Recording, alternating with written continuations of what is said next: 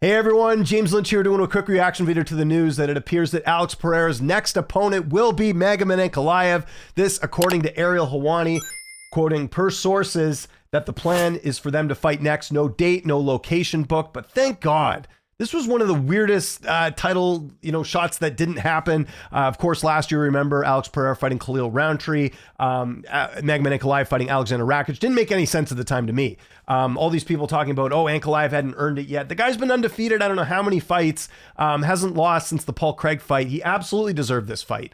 And for Alex Pereira, I don't think I'm alone here in saying this. I want to see him fight someone a little bit more well-rounded than just a pure striker, which is what he's had since moving up to light heavyweight, basically. It's mainly just been strikers. Your Jamal Hills, your Yuri Prochazkas, these types of fighters, Khalil Roundtree.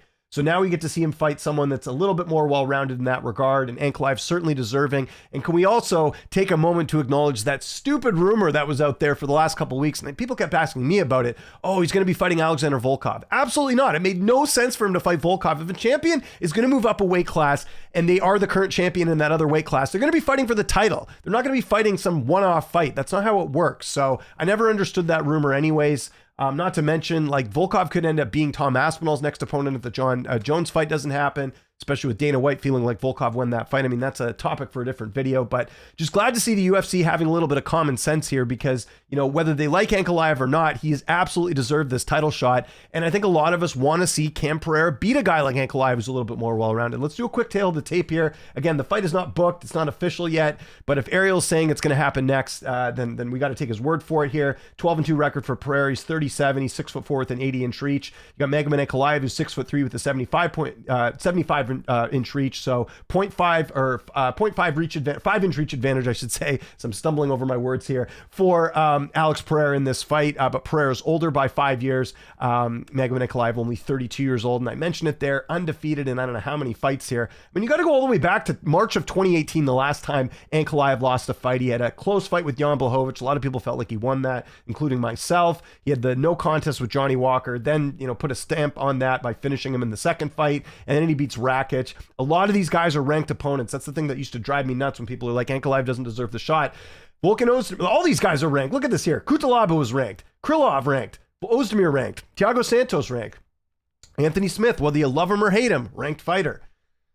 Johnny Walker ranked. Alexander Rakic ranked. So good to see common sense prevailing here. If I had to guess, this will probably happen after Ramadan. I know Ankalaev, I believe in an interview, said he would be willing to fight during Ramadan, but they can wait. Why not make this International Fight Week? I think that would make a ton of sense here as far as putting that together. I know that's a ways for us to see this fight, but I think that could potentially make sense here. As far as a pick, I'm going Ankalaev. I don't see any reason why he's going to lose this fight. And if you look at it on paper, I think Ankalaev's a more well-rounded guy. I mean, I don't think that's a crazy take either. He certainly is the more well-rounded fighter. And the thing for me is we haven't seen Ankalaev, and maybe it's who he's fighting, although he fought a pretty good striker in his last fight in Rakic, and also a guy who's got knockout power in Johnny Walker. We have yet to see Ankalaev get rocked or get seriously hurt by anyone striking. I mean, if there's one guy to do it, it'll be Alex Pereira.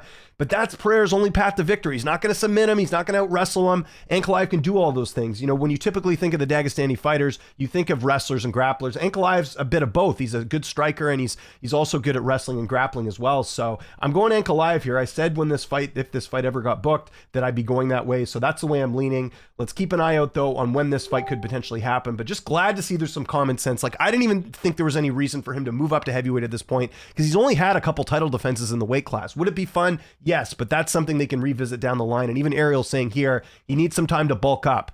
Again, I think a lot of Pereira fans are forgetting there's weight classes for a reason. And, moving up to heavyweight's a big step up for a light heavyweight fighter. So, yeah, glad to see common sense prevailing here. So, I want to know what you guys think in the comment section below. I'm assuming most of you are agreeing with this fight. If you're not, I'd like to hear why. And I'd like to hear who you think Pereira should be fighting if it's not Magomed Ankalaev. Again, Aspinall has options if it's not John Jones. I think Volkov or Gane, you could go either way with that. Who else is there? Let me know. And what's your early prediction of this fight, when this fight does happen? Let me know. Would love to hear from you. Follow me on Twitter, TikTok, Instagram, @LynchOnSports. My name is James Lynch. Thanks so much for watching, and I'll see you next time.